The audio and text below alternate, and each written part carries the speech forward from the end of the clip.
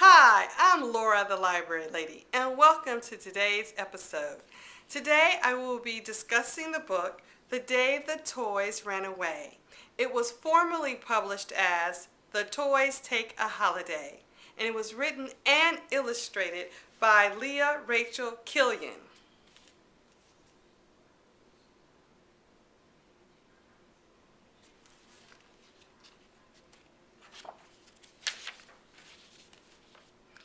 The birds chattered outside the children's bedroom window.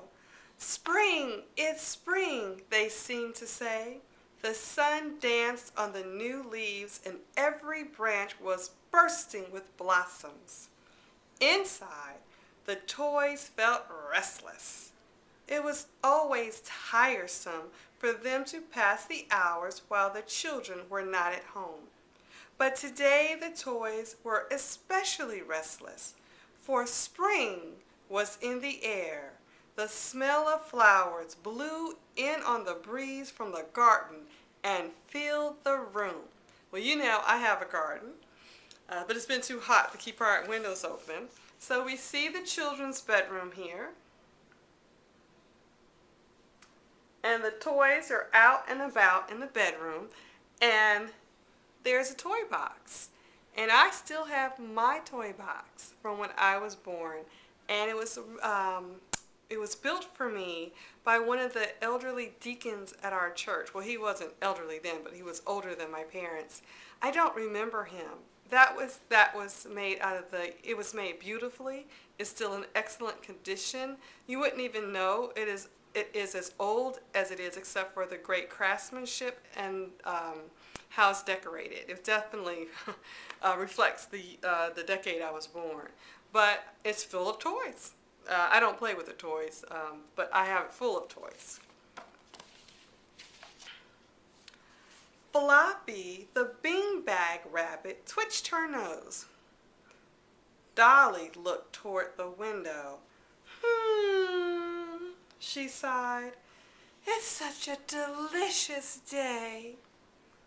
Bobo the monkey turned a somersault, and Pokey the wind-up turtle began to creep across the floor. I wonder what colors the flowers are, mused Boris the brontosaurus. We haven't been outside for such a long time, Dolly added dreamily. Ah, winter waiting for spring, said Floppy. Yes, Pokey piped up. And today the children are in school.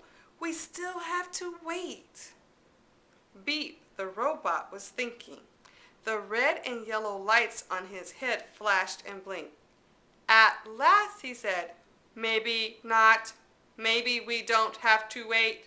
We could go outside by ourselves. By ourselves? Pokey asked slowly.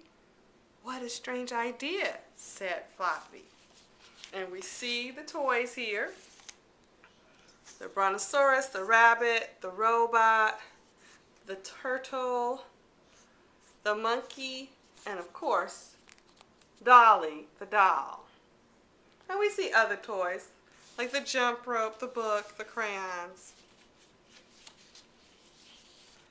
But I like it, cried Dolly. It's a good idea. Yes, all the toys agreed, catching Dolly's excitement. It's a good idea. Oh, yes, it's a good idea.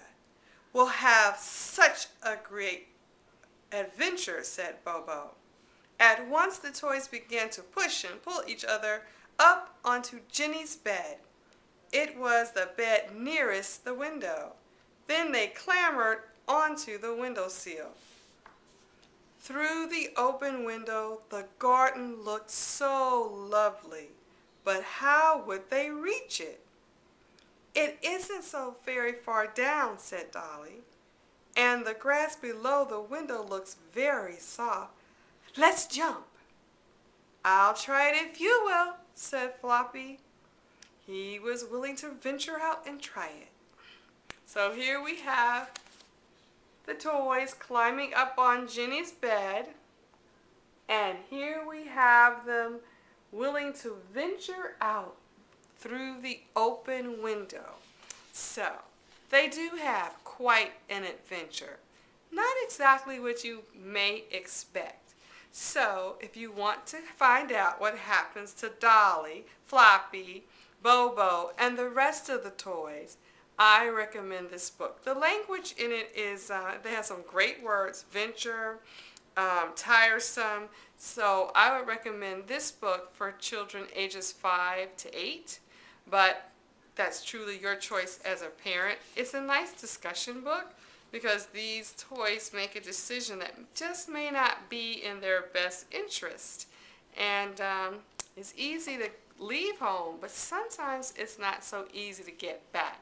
So, you can get this book on Amazon.com. You may not find it in your local bookstore because it was published some time ago, but it may be in a used bookstore. And of course, you remember my favorite spot is the public library. And I did some research on Leah Raechel Killen. I couldn't find any additional information about her. She has written other books.